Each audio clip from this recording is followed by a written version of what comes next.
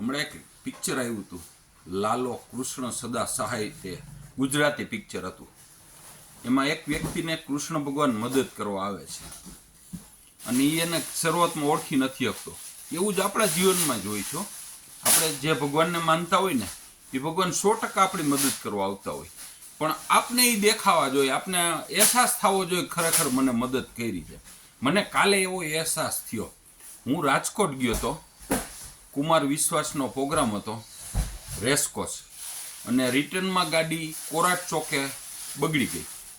રાતે 12:20 થઈ હતી. 12:20 ગાડી બગડી ગઈ. અમે 3 જણા હતા. અમે કોરાટ ચોકે લગભગ અડધી કલાક ઊભા રહ્યા. બધા સાધનને હાથ ઊંચા કરી, એક પણ સાધને અમને ન લીધા. પછી કંટાળીને અમે વિચારતા હતા કે હવે શું કરું. 3 ઊભા હતા અમે.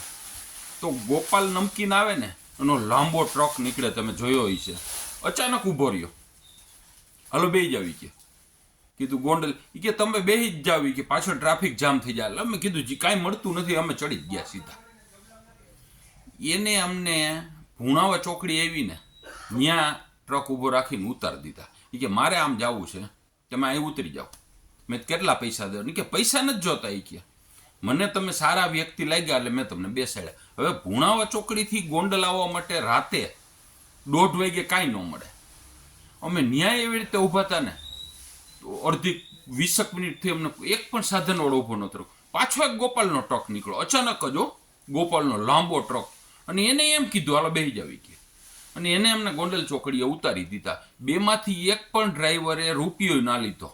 નહીં તો જનરલ ડ્રાઈવરને ચા પાણીના 100-200 રૂપિયા લઈએ, એક પણ રૂપિયો ના લીધો.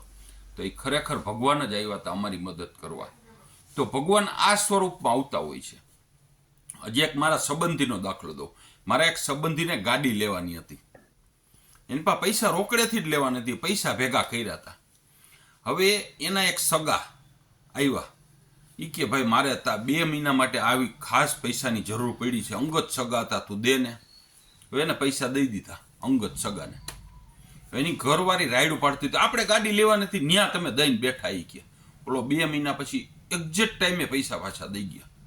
હવે એ જે ગાડી લેવા ગયા ને એની અંદર જીએસટી ઘટી ગયો 2 મહિનાની અંદર. 1 લાખ રૂપિયાનો ફાયદો થયો. તો એ ભગવાનના સ્વરૂપમાં એ સગા આવ્યા હતા. પછી મારા એક સગાનો છોકરો 12માં ફેલ થયો. હવે આ બધા મૂંઝાઈ ગયા હતા કે હવે આનું શું કરવું, આ ભણવામાં આમ છે તેમ છે. હવે એના એક સંબંધીનો છોકરો આવ્યો. મને એ કે તમારો છોકરો શું કરે છે? એ કે કાંઈ ફેલ થયો, હવે એને ક્યાંક ધંધે ચડાવો જોઈએ. એ કે એક કામ કરો ને, હું એને લઈ જાઉં. કે કંઈક શીખવાડીશ. એને લઈ ગયો. 4 વર્ષ થયા. આજે એ છોકરો સેટ થઈ ગયો છે, કારખાનામાં ભાગ આપ્યો છે અને બહુ સારું વ્યવસ્થિત સેટિંગ થઈ ગયું છે. તો એ ભગવાનના સ્વરૂપમાં એના સગાનો છોકરો આવ્યો. બરોબર છે. હજી એક દાખલો દઉં. મારા એક મિત્રના મિસિસ, એને કેન્સર થયું હતું, કેન્સર. હવે કેન્સરની ટ્રીટમેન્ટ કરવા માટે અલગ અલગ જગ્યાએ ગોતતા હતા, કયા ડૉક્ટર પાસે કરાવવું, શું કરાવવું. તો એના એક સંબંધીનો ફોન આવ્યો. એના સંબંધી ઘરે બેસવા આવ્યો અને કેન્સરની વાત, અરે મારો એક મિત્ર ખાસ કેન્સરનો ડૉક્ટર છે. એ કે હાલો એની પાસે જ આપણે કરાવવું. અને એની પાસે જ ઓપરેશન કરાવ્યું અને એ ઓપરેશન સક્સેસ થઈ ગયું. આજે 10 વર્ષથી આજે એને કાંઈ નથી થયું. એકદમ વ્યવસ્થિત સક્સેસ થઈ ગયું. તો એ ડૉક્ટરને ભગવાન ગણવો કે એ સગો આવ્યો તેને ભગવાન ગણવો. એટલે આવી રીતે આમ કોઈ પણ સ્વરૂપની અંદર ભગવાન આપણી પાસે 100% મદદ કરવા આવતા જ હોય છે. પણ આપણે એને ઓળખતા નથી. આપણે ઓળખી નહીં તો કાંઈ નહીં, પણ એનો અહેસાન માની લેવાનો કે આ ભગવાનના સ્વરૂપમાં આવ્યો છે. આપણા જીવનમાં કાંઈક એવો પ્રસંગ બને ને એટલે માની લેવું આની અંદર ભગવાનનું સ્વરૂપ છે. એ પછી હાવ નાનું બાળક હોય, મોટો હોય કે ગઈઢા બાપા હોય, પણ એ ભગવાન એની અંદર પ્રવેશ કરીને આપણે મદદ કરી છે. બરોબર ને? ભીખાલાલનું આવું માનવાનું છે.